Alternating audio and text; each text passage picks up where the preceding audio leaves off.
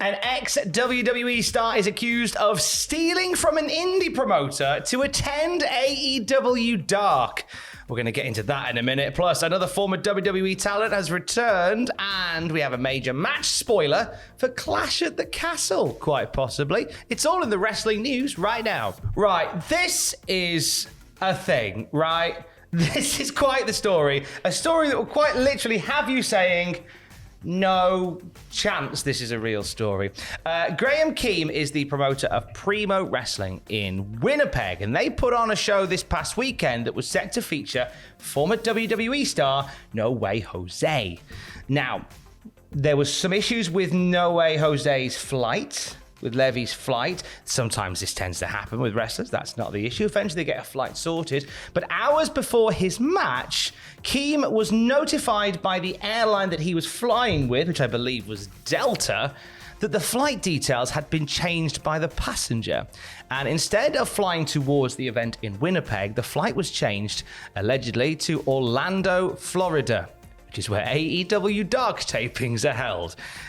Essentially, allegedly, No Way Jose is accused of stealing this plane ticket from an indie promoter and using it, instead of going to his booking, to go and attend tapings for AEW. On one hand, Tom, you carny bastard. But on the other hand, we've all been there, haven't we? Ma'am, can I have 50 pence for an apple from the store, please? Why, of course, little Ross, you can. Oh, I've gone down to the store and accidentally bought myself a curly whirly. Ah, what a shame. All that time where, like, I said, Mum, can I have £1 to go and buy a curly whirly? And then she's, there you go. And then I go to the shop and I buy flights to Orlando, Florida for the AEW Dark tapings. Ryanair? It could be him.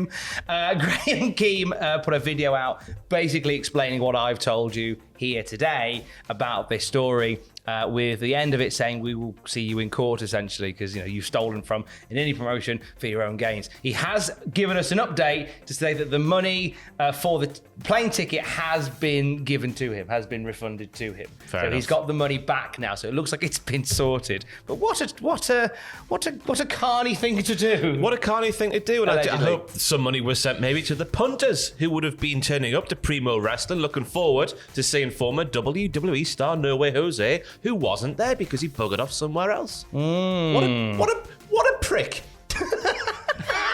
Allegedly. Okay, moving on to the WWE side of things. Jeff Jarrett, we know, was let go from his position of the Senior Vice President of Live Events. Now, we were thinking, is this something to do with the new regime? Could just be a case that maybe it's not the role for him.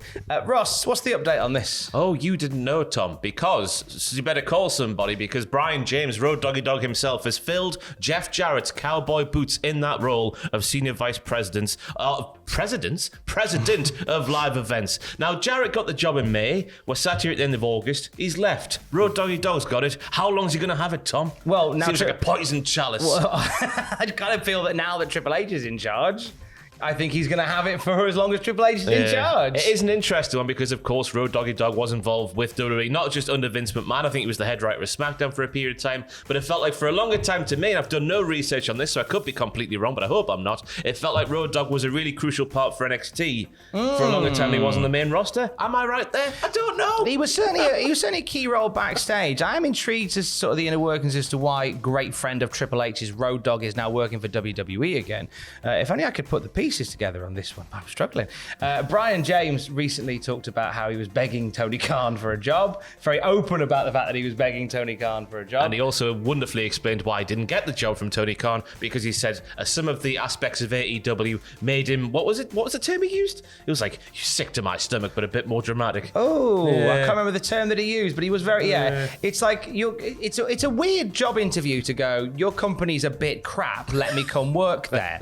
I mean, it's funny when you get messages like that and you go, okay, I mean, you could have perhaps said, you could still see what you can believe what you believe. Maybe say it in a way that isn't so blatant, your company's crap, let me come in and fix it. Nah, you're good. But anyway, he's back in the fold now. And he did do some good stuff within WWE. And again, I think it's Triple H putting his key soldiers in key places. It's a DX run WWE once again. Sean Waltman, stand by the phone, young man. Sean, you're going to be running level up soon. You watch out, young man. Shawn Michaels popping up more on TV. There was I don't know whether you've seen it. There's the Shawn Michaels video on WWE's social media account. And it's the one where he announces that Toxic Attraction are replacing... Now, be careful what you're going to say here. He's an old man who's been through a lot. Nothing to do with how he looks and what he looks, but it's the fact that they haven't cropped the video. So there's a long pause before he starts talking. So it's just him going, hello, this is Shawn Michaels. And then it ends, and there's a long pause. And in the background, you hear, and out. Like, just crop it. It's a thing on Twitter where you can just... Bring the sides in. I think if it had gone any longer, you'd have seen like the desktop, the main screen of your phone pop up. That shows you the battery power and stuff. It just shows how last minute the change was in the women's tag team tournament, Tom. It's adding authenticity to the piece. We haven't got time to crop the video. Talking of videos, let's talk about movies and the upcoming movie, The Iron Claw, which is coming out, which is set to film in October, which is the story of the Von Erichs. Now, the Von Erichs aren't involved in this, but the PW Insider's Mike Johnson has revealed that Zac Efron is going to play Kevin Von Erich. It's interesting you just mentioned Shawn Michaels there before Zac Efron, because in many respects he is the modern-day Heartbreak Kid, the modern-day sexy boy. I'm thinking about that performance he did as Ted Bundy. Oh. Everyone's favourite serial killer, eh? What a sexy man. Hey? Take me away, Ted. He's a terrible murderer, but what a sexy man he was, eh? I personally preferred him as Mr. Carlisle in The Greatest Showman. Right here, right now, you want to stand me out. That's great. Never seen it. What have you ever seen Greatest Showman? The greatest match ever ruined it for me. Well, I don't want to see wrestling on The Greatest Showman. But that's the Panic at the Disco version of the song. I'm just being silly because they used the song. You want to rewrite the stars and go and see it. I saw Doolittle, though. What a film that is. The modern reincarnation. Is that the one starring Tony Stark as Doolittle? With hilarious results. Yeah, Hugh Jackman, yeah.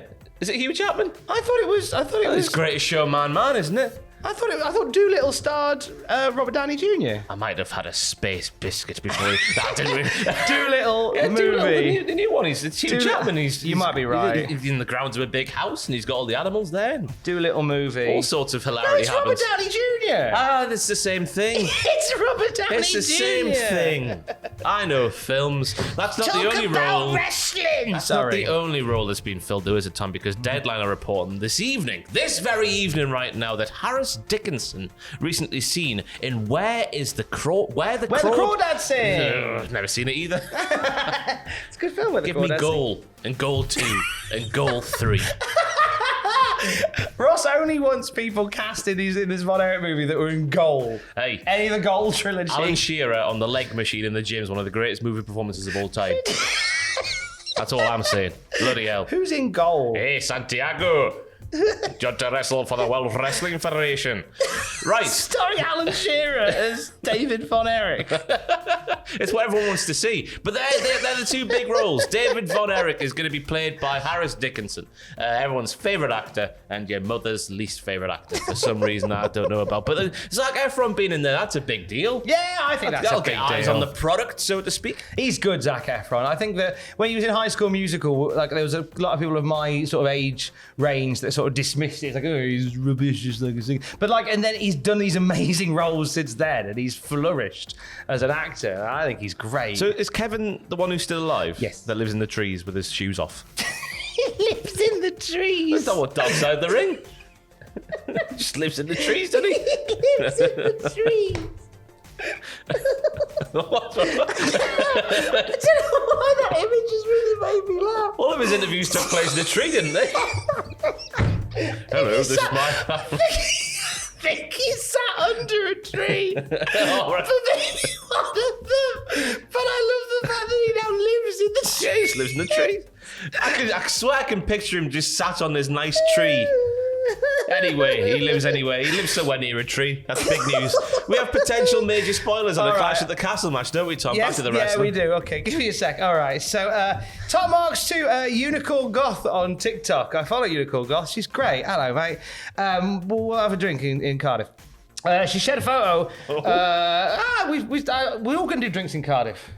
I'm not. You're not coming. You can sit in the tree with Kevin. No, that's where everyone wants to be, in the tree with Ken Von Erich. So Unicorn Goth shared a TikTok, and it was a street in the UK. I think it's a street in Cardiff, I'd assume it is. And it shows posters for Clash at the Castle, which shows some of the matches for Clash at the Castle. One of the posters features Edge and the Mysterios and the Judgment Day. And as Unicorn Goth said in the TikTok, I don't think they've announced that yet as a match. A 6-person tag. But we are here now to confirm the news that at Clash at the Castle 2022, the Judgment Day will take on Edge and the Mysterios. Seems that way, because Edge isn't on the card yet. No. Easy. That's an easy one, that is, to get that done. And this has been one of the biggest angles on Raw for the past month or two. Rhea Ripley being everyone's pappy. Yeah. So it makes sense that we see that unfold at Clash at the Castle next weekend. I am buzzing to be in Cardiff. It is Clash shaping at up the to be a Castle. very good card.